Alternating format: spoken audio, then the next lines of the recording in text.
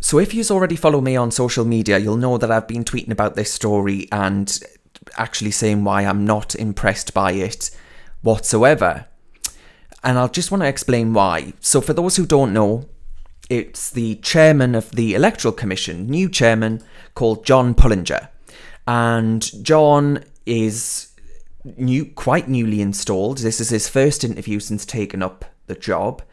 And in it says here, Mr. Pullinger issues an unprecedented apology to Darren Grimes, the pro-Brexit activist who was wrongly pursued by the Commission over alleged campaign offences, admitting that the 27-year-old, which I wasn't at the time, of course, 5 years ago, had a horrible time and what happened to him should not have happened.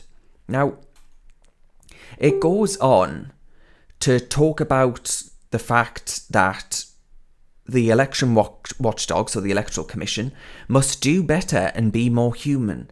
And the body's new chairman says that Brexit activists were subjected to horrible experiences.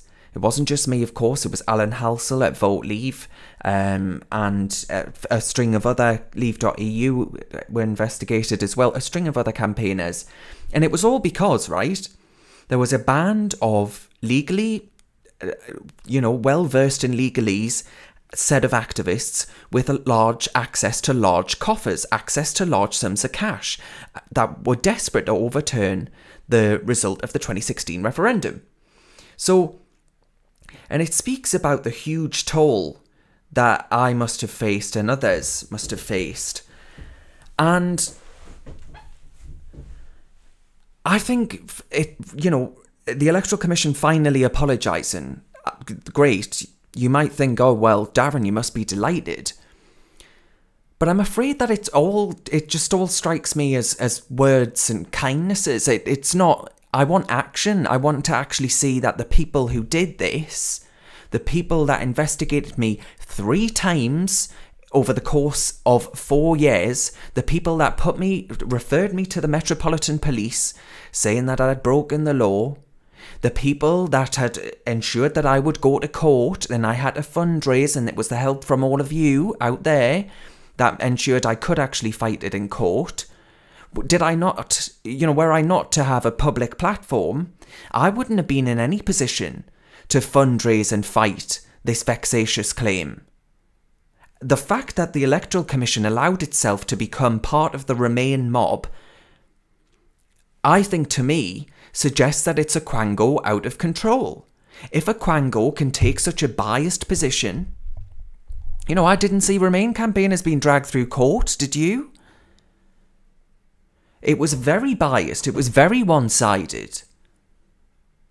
So I want to see that the steps have been taken, that those who made these decisions to do this don't get cushy promotions to other quangos, other public sector, taxpayer funded. It's you that's paying for the salaries of these people. It's you that pays for the court cases when they make a mess. It's you that ultimately pays the price.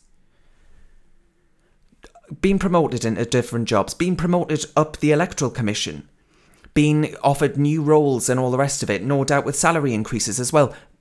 Essentially, folks, rewards for failure in the Electoral Commission. Rewards for negligence. Rewards for not being the guardians of our democracy, but the guardians of what Remain activists want you to do. Remain activists with lots of cash said to the Electoral Commission, jump, and the Electoral Commission turned round to them and asked how high. It really was that bad. It really did feel like I was a very small ant under a very large boot. And I think in any we are not some sodden banana republic, right? This is the United Kingdom of Great Britain and Northern Ireland. We are a proud democracy. And I think it's a damn shame, actually, that we came very close, very, very close, using organs of the state, using taxpayer cash, very close to ruining the lives of those who dared to campaign for the UK to leave the European Union. And I think, folks, the chairman, with the greatest possible respect, and I wish him well in his role. And if he means what he says, I definitely wish him well in his role. But I'm afraid the chairman needs more than words. The chairman has to make sure he's got the best people for the job in the Electoral Commission. And I don't know how anyone could look me down straight into my eyes and tell me that right now they've got the best people for such an important job. Utter nonsense. So there we are. That's my position, folks. I use this moment to thank you all for your support during that time, because it obviously was a traumatic 5 years. So thank you, and I'll see you next time.